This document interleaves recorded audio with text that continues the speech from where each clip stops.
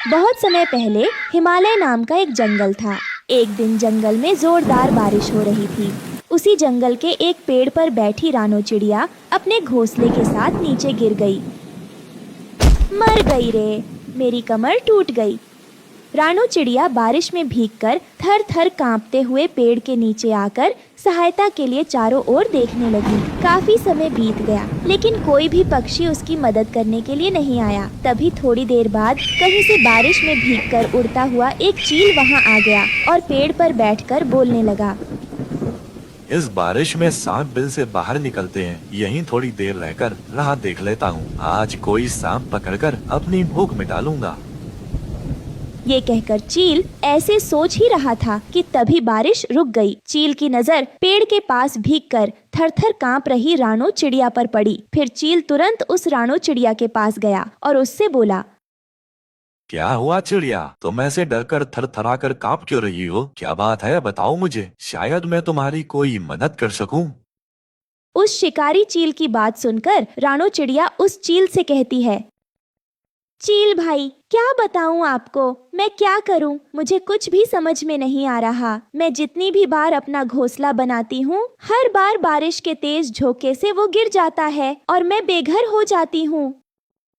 रानो चिड़िया उस शिकारी चील को अपने सारे दुख बता रही होती है। तभी वो चील अपने मन में कुछ और सोच रहा था। इस छोटी चिड़िया को खाकर क्या मेरी थोड़ी सी भी भूख मिट सकेगी या नहीं? मैं ऐसा क्या करूं जिससे मैं इसे खा सकूं?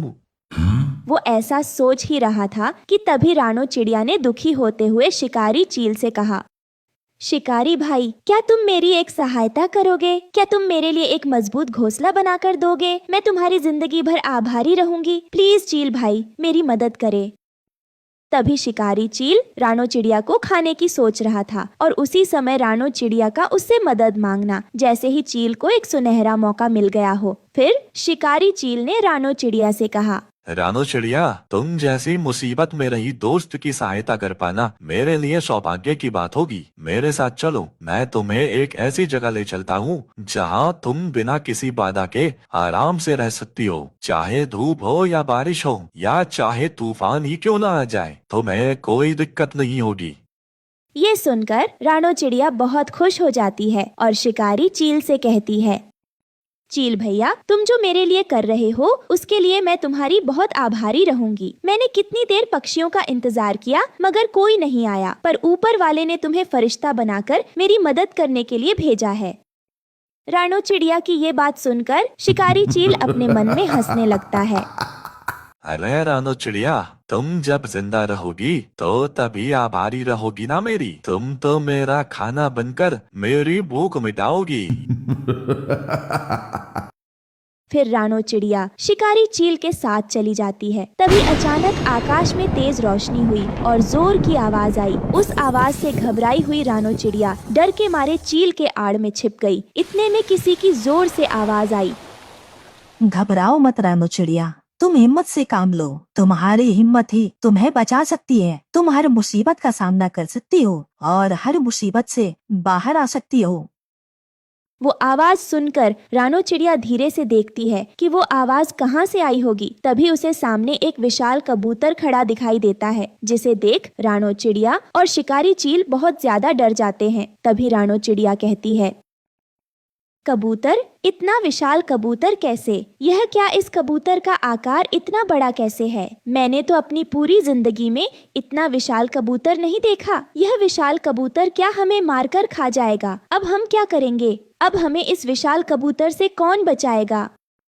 तभी वो विशाल कबूतर रानो चिड़िया से कहता है, घबराओ मत रानो चिड़िया, मैं तुम्हारे लिए ही आया हूँ। तुम्हारी मदद करने के लिए आया हूँ मैं। उस विशाल कबूतर की बात सुनकर रानो चिड़िया हैरान हो जाती है। मेरे लिए विशाल कबूतर? आप ये क्या कह रहे हैं? मुझे कुछ भी समझ नहीं आ रहा है। आप साफ साफ बताइए मुझे, आप बोलना क्या चाहते हैं? फिर विशाल कबूतर रानो चिड़िया से कहता है, हाँ रानो चिड़िया, मैं तुम्हें इस शिकारी चील के जाल में फंसने से बचाने आया हूँ। इस शिकारी चील के इरादे बिल्कुल भी सही नहीं हैं। ये तुम्हें अपनी बातों में फंसाकर मारकर खाना चाहता था। उस विशाल कबूतर की बात सुनकर शिकारी चील के होश उड़ जाते हैं। वो डरते हुए विशाल कबूतर से कहता है, अरे ओ विशाल कबूतर, तुम कहना क्या चाहते हो? इस रानो चिड़िया को मुझसे बचाने से क्या मतलब है तुम्हारा? तुम ये क्या बकवास कर रहे हो? अपनी ये बकवास बंद करो और चुपचाप यहाँ से चले जाओ। ऐसे घबराहट को छिपाते हुए शिकारी चील ने विशाल कबूतर से कहा और रानो चिड़िया की ओर मुड़कर कहा, रानो चिड़िया, तो तुम इस विशाल कबूतर की बातों में मत आना। मैं तुम्हारी सहायता करने के लिए ही जा रहा था। ये विशाल कबूतर झूठ कह रहा है। तुम चलो मेरे साथ यहाँ से। तभी विशाल कबूतर गुस्से में शिकारी चील से कहता है, और शिकारी चील, बस करो, तुम्हारा नाटक अब खत्म हो चुका है। तुम इस मासूम चिड़िया को अपनी बातों में फंसाने की कोशिश कर रहे हो। तुम्हारा असली चेहरा सामने आ चुका है। इस रानो चिड़िया की मजबूरी का फायदा उठाकर तुम इसे अपने साथ ले जाकर खाने वाले थे ना। तभी रानो चिड़िया शिकारी चील से कहती है, क्या कह रहे हो? तुम मुझे मारकर खाना चाहते थे? मुझे यकीन नहीं हो रहा। तुम इतने बड़े धोखेबाज हो। मैं तुम्हें नहीं छोड़ूंगी। अरे बाप रे, ये विशाल कबूतर कहाँ से आ गया? अरे ये विशाल कबूतर यहाँ कहाँ से आ गया, जो मेरे मन की बात जान गया है? अब यहाँ रहना खतरे से खाली नहीं होगा। मुझे किसी तरह यहाँ से बचकर निकलना होगा।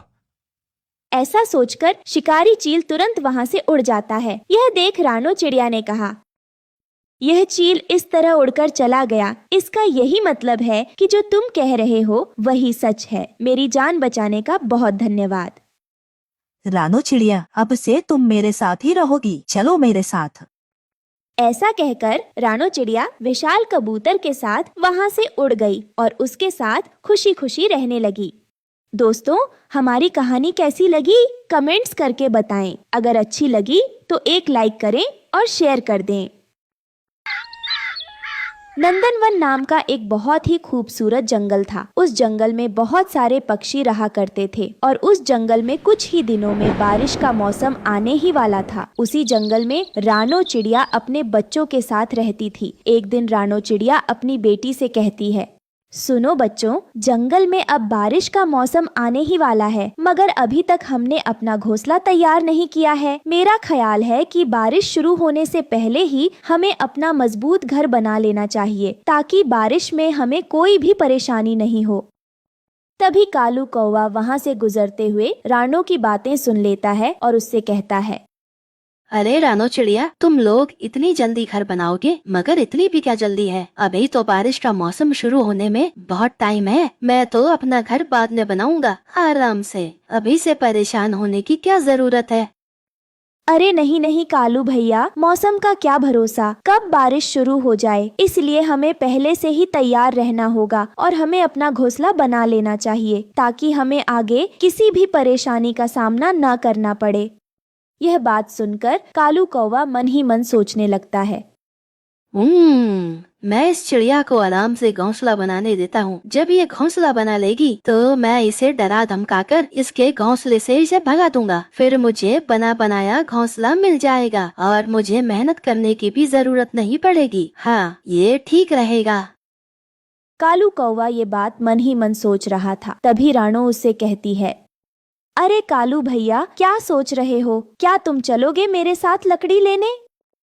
नहीं नहीं, मैं नहीं जाऊंगा। तुम जाओ और लकड़ियाँ इकट्ठा करके अपना मजबूत घोंसला बना लो। मैं अपना घोंसला बाद में बना लूंगा। कोई बात नहीं कालू भैया, जैसी आपकी मर्जी। चलो बच्चों, मैं लकड़ी जमा करने जा रही हूँ। तुम दोनों अपना ख्याल रखना। फिर रानो लकड़ियाँ लेने चली जाती है। थोड़ी देर उड़ते उड़ते उसे एक जगह पर लकड़ियाँ दिखाई देती हैं।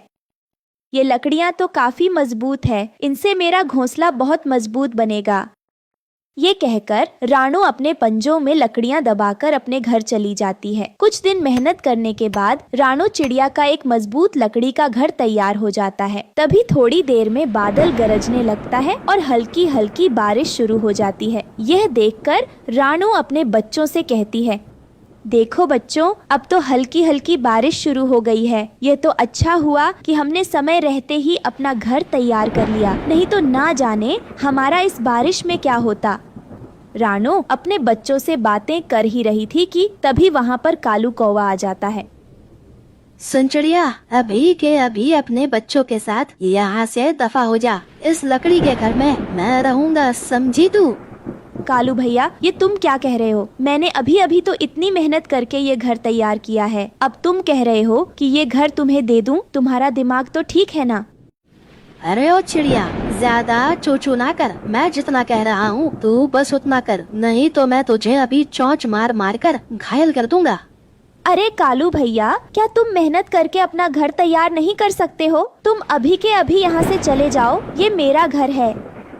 अरे और रानो, तू मुझसे ज्यादा बहस ना कर। देख नहीं रही बारिश हो रही है और मुझे अभी के अभी घर चाहिए, तो तुम अपने बच्चों के साथ अभी के अभी इस घर को छोड़कर चली जाओ, नहीं तो मैं तुम्हें और तुम्हारे बच्चों को चोंच मार मार कर तुम्हारी शक्ल बिगाड़ दूंगा। फिर तुम पूरी जिंदगी खुद को पहचान नहीं पाओगी।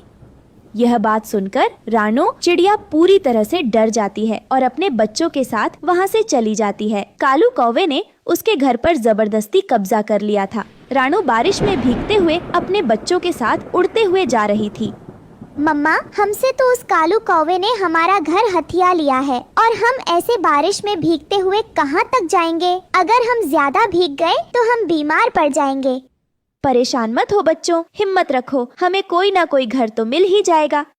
ऐसा कहकर रानो अपने बच्चों के साथ जा रही थी। तभी उसे एक बहुत ही बड़ा और सुंदर सा मशरूम का घर दिखाई देता है। वो अपने बच्चों के साथ उस मशरूम घर के अंदर चली जाती है। तब वो देखती है कि वो घर तांत्रिक का था। रानो और उसके बच्चों को भीगा हुआ देखकर वो कहता है, अरे चिड़िया, तुम इस बारिश में भीगती हुई कहाँ से आ रही हो? क्या तुम्हारे पास रहने के लिए कोई घर नहीं है? हाँ तांत्रिक जी, हमारे पास अभी रहने के लिए कोई घर नहीं है।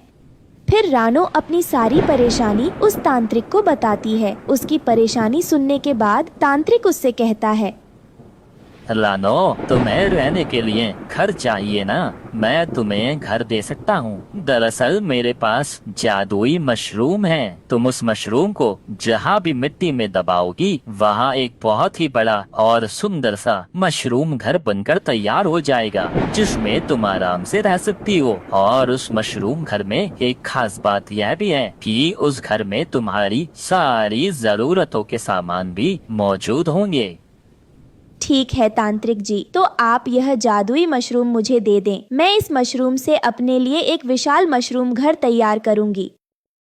तांत्रिक रानो को वो जादुई मशरूम दे देता है। फिर रानो अपने बच्चों के साथ उस मशरूम को एक खाली मैदान में मिट्टी के नीचे दबा देती है। तभी वहाँ एक बहुत ही सुंदर मशरूम का घर बनकर तैयार हो जाता है। मशरूम के घर को देखकर वो बहुत खुश होती है। फिर वो अपने बच्चों के साथ उस मशरूम घर के अंदर चली जाती है। मम्मा, यह घर तो सच में बहुत सुंदर है। चाहे कितनी भी बारिश हो जाए, लेकिन हमें कोई फर्क नहीं पड़ेगा। हाँ बच्चों, यह मशरूम घर तो बहुत अच्छा है। हम इस घर के अंदर से इस बारिश का मजा ले सकते हैं। वहीं दूसरी तरफ कालू कौवा का घर तेज हवा और बारिश के कारण टूट गया था। वो बारिश में भीग रहा था। फिर वो उड़ते उड़ते रानो के मशरूम घर के पास आता है। रानो चिड़िया, तुमने इतना सुंदर मशरूम का घर कहाँ से बनाया? मुझे भी अपने मशरूम के घर के अंदर आने दो, क्योंकि मेरा घर तो टूट गया है। जाओ जाओ, भागो यहाँ से। मैं तुम्हें अपने घर के अंदर नहीं आने दूंगी, क्योंकि तुमने हमारा घर जबरदस्ती हमसे छीन लिया था। वो कहावत तो तुमने सुनी ही होगी, जैसी करनी वैसी भरनी। तुम्हारी यही सजा है। तुम इस बारिश में भीगते रहो। कालू खुले आसमान के नीचे बैठकर भीग रहा था और उसे अपनी गलती पर पछतावा हो रहा था। वहीं रानो अपने बच्चों के साथ खुशी खुशी मशरूम के घर में रहती है। चिड़िया नगरी नामी जंगल में बहुत सारे परिंदे एक साथ मिलजुल कर रहा करते थे। वहीं पर रानो चिड़िया और टुन्नू चिड़ा अपने नए घर में रहते थे। रानो चिड़िया के अंडों से बच्चे निकलने वाले थे। रानो चिड़िया सारा दिन अंडों की हिफाजत करती और टुन्नू चिड़ा उसके लिए खाना लेकर आता। वो दोनों बहुत खुश थे। वहीं पर एक चुड़ैल चिड़िया का रूप लेकर रहने लगी और मौका मिलते ही पक्षियों के अंडे चोरी करती। एक दिन, टुन्नू, मेरा अमरूद खाने को बहुत मन कर रहा है। कहीं से एक अमरूद ला दो, अंदर से लाल वाले, मीठे मीठे। रानो, अमरूद के पेड़ जंगल की दूसरी तरफ है। अगर मैं अमरूद लाने गया तो शाम को ही लौटूंगा। कोई बात नहीं, तुम जाओ, हम शाम को अमरूद ही खा लेंगे। टुन्नू चिड़ा अमरूद का फल लेने के लिए जंगल की दूसरी तरफ चला गया और रानो चिड़िया अंडों पर बैठ गई। इधर चुड़ैल चिड़िया काफी दिनों से उनके अंडे चुराने का मौका तलाश कर रही थी। चुड़ैल चिड़िया अंडे चुराने के लिए टुन्नू चिड़े के घर के आसपास ही घूमती रहती और सही मौके का इंतजार करती रहती थी। एक दिन रानो चिड़िया के पास गुलाबो चिड़िया भी आ गई। रानो, तुम बहुत कमजोर हो गई हो, तुम्हारे अंडों से बच्चे कब निकलेंगे? गुलाबो बहन, अभी बच्चे निकलने में 10 दिन और है, फिर मेरे घर में भी बच्चों की आवाजें होंगी। रानो, तुम अपनी सेहत का ख्याल रखो, कहीं बच्चे निकलने तक तुम बीमार ना हो जाना। चलो आओ मेरे साथ, कुछ देर के लिए बाहर घूम फिर के आए। थोड़ी बाहर की हवा खाओगी तो चेहरा खिल जाएगा तुम्हारा। गुलाबो बहन, अगर तुम कह रही हो तो चलो, फिर थोड़ी देर बाहर घूम ले, लेकिन टुन्नू भी घर पर नहीं है। अरे थोड़ी देर की बात है, यूं गए और यूं आए। रानो चिड़िया गुलाबो चिड़िया के साथ थोड़ी देर घूमने फिरने के लिए जंगल में चली गई। तभी चुड़ैल चिड़िया को पता चल गया तो वो रानो चिड़िया के घर में छुपके से गई और उसके अंडे चुरा कर ले गई। रानो चिड़िया, देखो, जंगल की ताज़ा हवा और उसकी खूबसूरती पक्षियों को सेहतमंद रखती है। हाँ गुलाबो बहन, तुम ठीक कहती हो, लेकिन मुझे अपने अंडों की फिक्र हो रही है। अब हमें वापस जाना चाहिए। हाँ रानो, तुम जाओ, मैं थोड़ी देर तक यहाँ रुकूंगी। रानो चिड़िया जब वापस आई और देखा तो उसके अंडे वहाँ पर नहीं थे। रानो चिड़िया बहुत परेशान हो गई। वो जल्दी से गुलाबो चिड़िया के पास गई और अपने अंडों के बारे में बताया। गुलाबो बहन, मैं बर्बाद हो गई, मेरे अंडे वहाँ नहीं हैं, मेरी मदद करो, मेरे अंडे नहीं मिल रहे हैं। रानो बहन, अभी थोड़ी देर पहले तो अंडे वहीं थे, मुझे लगता है किसी ने चुरा लिए हैं, चलो तलाश करें। गुलाबो चिड़िया और रानो चिड़िया अंडों को तलाश करने में लग गई। काफी देर तक तलाश करती रही, लेकिन उन्हें अंडों के बारे में कुछ पता ना चला। रानो बहन, तुम परेशान मत हो, हम तुम्हारे अंडे ढूंढ लेंगे। चलो हम कालू कौवे और तोताराम भैया के पास जाते हैं, फिर मिलके तलाश करेंगे उनके साथ। फिर गुलाबो और रानो चिड़िया कालू कौवे और तोताराम के पास गई और उन्हें अंडों के बारे में बताया। गुलाबो बहन, मुझे लगता है कि जंगल में कोई चोर है। कुछ दिन पहले बुलबुल के अंडे भी चोरी हो गए थे। कालू भैया, देखो, रानो चिड़िया के साथ बहुत बुरा हुआ है, हमें चोर को ढूंढना होगा और अंडे वापस लेने होंगे। अगर ऐसा ही चलता रहा तो जंगल में सब पक्षी परेशान होते रहेंगे। गुलाबो बहन, चलो हम बंटी के पास चलते हैं, वो हमारी मदद करेगा। फिर वो सभी बंटी कबूतर के पास गए। बंटी कबूतर जंगल में बहुत अक्लमंद पक्षी था। उन्होंने बंटी कबूतर को अंडों के बारे में बताया। फिर बंटी कबूतर ने उस चोर को पकड़ने के लिए एक तरकीब बनाई। कालू भैया, हम चोर को पकड़ने के लिए एक जाल तैयार करेंगे। देखो, वो चोर अंडे चोरी करता है, हमें 2 अंडे चाहिए। फिर हम अंडों को जाल में रखेंगे। जब चोर अंडों को उठाने के लिए आएगा तो जाल में फंस जाएगा, फिर हम उसे पकड़ लेंगे।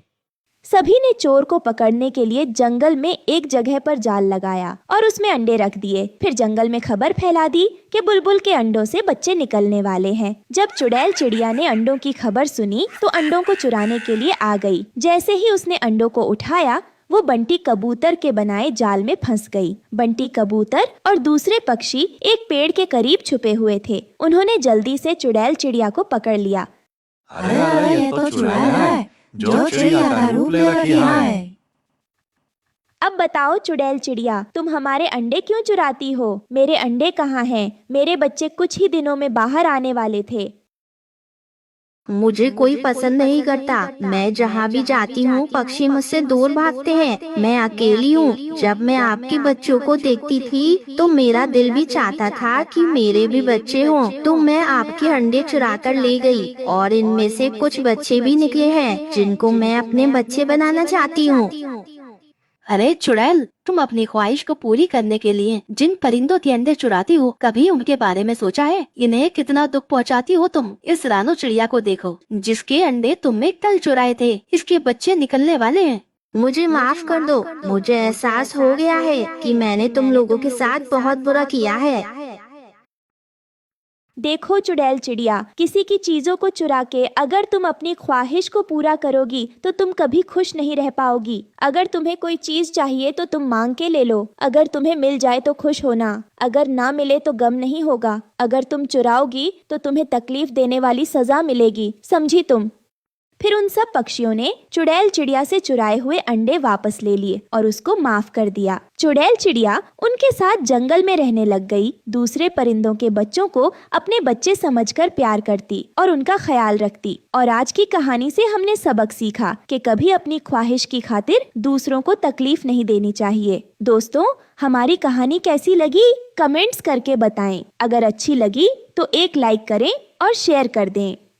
एक जंगल में रानो नाम की गरीब चिड़िया रहा करती थी। रानो चिड़िया एक धनवान जमींदार कड़कनाथ सेठ के खेत में खेतीबाड़ी का काम किया करती थी। कड़कनाथ सेठ की पत्नी गौरी कौवी उस खेत की देखरेख और हिसाब किताब किया करती थी और वो बहुत ही ज्यादा लालची और खुदगर्ज कौवी थी। गौरी कौवी और मुंशी तोता रोज खेत के चक्कर लगाने जाते थे। एक दिन खेत में चलते वक्त गौरी कौवी की नजर मुस्कुराती हुई रानो चिड़िया पर पड़ी। रानो चिड़िया को मुस्कुराता देखकर गौरी कौवी उसके पास जाकर उससे पूछती है, अरे क्या बात है रानू चिड़िया, बहुत ही खुश लग रही हो तुम। हमें भी बताओ, अकेले अकेले क्यों मुस्कुरा रही हो तुम? बता भी दो रानो, क्या बात है, हम भी तुम्हारे साथ खुश हो लेंगे। तभी रानो चिड़िया गौरी कौवी से कहती है, वही तो बात है मालकिन कि कोई बात नहीं है। आप बेवजह शक कर रही है मेरे ऊपर। अगर कोई बात होगी तो मैं आपको जरूर बताऊंगी।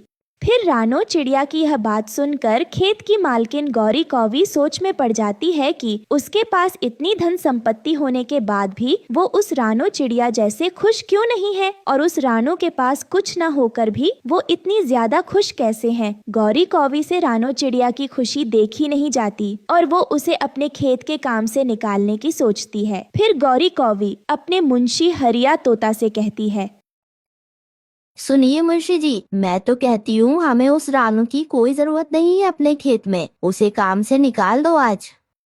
मालकिन, उसे क्यों निकालना चाहती हैं आप काम से? क्या उसने कोई गलती की है? बताइए मुझे, मैं समझा दूंगा। ये सुनकर गौरी कौवी गुस्से में मुंशी तोता से कहती है, सुनिए मुंशी जी, तुमसे जितना बोला गया है तुम उतना करो, अपना ज्यादा दिमाग मत लगाया करो। तुम यहाँ पर सिर्फ काम करने वाले एक मामूली नौकर हो। गौरी कौवी की बात सुनकर मुंशी जी रानो चिड़िया के पास जाते हैं और उससे कहते हैं, सुनो रानो चिड़िया, तुम कल से काम पर मत आना। मालकिन ने तुम्हें काम से निकाल दिया है। अब उन्हें तुम्हारी कोई जरूरत नहीं है और तुम्हारा हिसाब किताब कर दिया है और पैसे जमींदार जी के घर जाकर ले आना। मुंशी तोता की बात सुनकर रानो चिड़िया बहुत दुखी और निराश होकर जमींदार के घर जाती है और उससे कहती है, मालकिन, मुझे आपसे एक जरूरी बात करनी थी। ये आओ आओ रानू, आओ, बताओ क्या बात है, इतनी परेशान क्यों लग रही हो तुम? मालकिन, अगर मुझसे कोई भूल हो गई है तो मुझे माफ कर दीजिए, मगर मुझे काम से मत निकालिए मालकिन, मुझ पर रहम कीजिए। अगर आप मुझे काम से निकाल देंगी तो मैं तो भूखी मार जाऊंगी, इसलिए मुझ पर यह कहर न बरसाए। लेकिन गौरी कौवी रानो चिड़िया की कोई बात नहीं सुनती और उसे सिर्फ एक छोटी थैली देकर वापस भेज देती है और वो बिना कुछ कहे निराश होकर वहाँ से निकल जाती है। तभी उसे रास्ते में एक गरीब चील मिलता है जो रानो चिड़िया से कहता है, बेटा, मैं बहुत दिनों से भूखा हूँ, क्या तुम्हारे पास कुछ खाने को है तो दे दो मुझे। ऊपर वाला तुम पर रहम करेगा, तुम्हारी हर ख्वाहिश को पूरी करेगा। बेटा, कुछ खाने को दे दो बेटा। उस भिखारी चील की बात सुनकर रानो चिड़िया उस चील से कहती है, बाबा, मेरे पास आपको देने के लिए ज्यादा कुछ नहीं है। मेरे पास तो सिर्फ अनाज की एक ही थैली है, चाहे तो आप इसे रख सकते हैं। ये सुनकर चील रानो चिड़िया से कहता है, क्या बेटा, तुम्हें ये अनाज की जरूरत है? बाबा, मैं खेतों में काम करके अनाज उगाती हूँ और किसी भूखे की भूख मिटाना मेरा धर्म है। आप इसे रख लीजिए, मुझसे ज्यादा तो इसकी आपको जरूरत है। अच्छा, अब मैं चलती हूँ। यह कहकर रानो चिड़िया वहाँ से चली जाती है। उस रात रानो चिड़िया भूखे पेट ही सो जाती है। सोते समय रानो चिड़िया के सपने में वही बाबा आते हैं और उससे कहते हैं, बच्चा रानो, मैं तुम्हारी उदारता और निस्वार्थता से बहुत खुश हूँ। इसलिए मैं तुम्हें आशीर्वाद देता हूँ कि कल सुबह जब तुम उठोगी तो तुम्हारे खेत की सारी फसलें सोने की होंगी, सोने की। अब तुम्हें कोई भी परेशानी नहीं होगी। तुम्हारे दुखों के दिन दूर होने वाले हैं बेटा। तुम बहुत ही नेक दिल और दूसरों की मदद करने वाली चिड़िया हो। अगले दिन जब सुबह रानो नींद से उठी, जैसे ही वो घर से बाहर आई और तो वो चौंक गई, क्योंकि उसके घर के सामने सोने की फसल लहरा रही थी। पूरे जंगल के सभी पक्षी इस बात की चर्चा करने लगते हैं। जैसे ही यह बात गोरी कौवी के कानों में पड़ी और वो जोर जोर से हंसने लगी। क्या मजाक है? सोने की फसल? सपना ऐसा भी होता है भला? बकवास, सब बकवास है। ये सब बातें बेकार की है। मालकिन, ये मजाक नहीं, सच्चाई है। लानो को किसी बूढ़े साधु ने सपने में ये वरदान दिया है। क्या सच में? चलो फिर हम भी ढूंढते हैं उस साधु को। गौरी कौवी और मुंशी दोनों ही उस साधु चील की तलाश में निकल जाते हैं और तभी उन दोनों को रास्ते में वो गरीब बूढ़ा चील नजर आता है। गरीब बूढ़ा उनसे भी कुछ खाने को मांगता है तो गौरी उसका मजाक उड़ाकर उस बूढ़े चील से कहती है, जो मैं दूंगी क्या तुम उसे खाओगे? जी हाँ। तो ये लो, इस पत्थर को भी खा लो।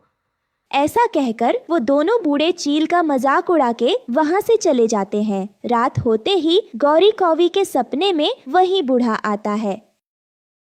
गौरी, ओ गौरी, गरीब को परेशान कर मजे लेने वाली, तुम्हारी जैसी लालची पत्थर दिल कौवी को मैं श्राप देता हूँ कि तुम्हारा सारा खेत और जमीन पत्थरों में बदल जाए।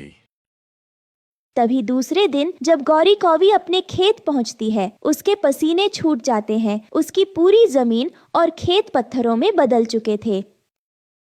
हाय राम, पत्थर पत्थर, ये क्या हो गया? हर तरफ पत्थर ही पत्थर है। हे भगवान, मेरा खेत, ये क्या हो गया? मेरा खेत सब पत्थर हो गया। उस दिन के बाद से गौरी कौवी को पछताने के सिवा कुछ हासिल नहीं होता। तो दोस्तों, जमींदार गौरी कौवी को सजा मिलनी ही थी, उसके नसीब में रोना ही था। लेकिन क्यों? क्योंकि वो बड़ी घमंडी थी, गरीबों का मजाक उड़ाती थी। अपने पास सब कुछ होने के बावजूद वो नाखुश थी। लेकिन रानो ऐसी नहीं थी, उसके पास जो था उसमें वो बहुत खुश थी। रानो चिड़िया दयालु थी, दूसरों की मदद करती थी, इसलिए उसके साथ अच्छा हुआ। तो इस कहानी से हमें यह सीख मिलती है कि कभी भी किसी का और उसके बुरे हालात का मजाक नहीं उड़ाना चाहिए। दोस्तों, यह थी हमारी आज की कहानी। साथ ही वीडियो लाइक करें और चैनल को सब्सक्राइब करना ना भूलें।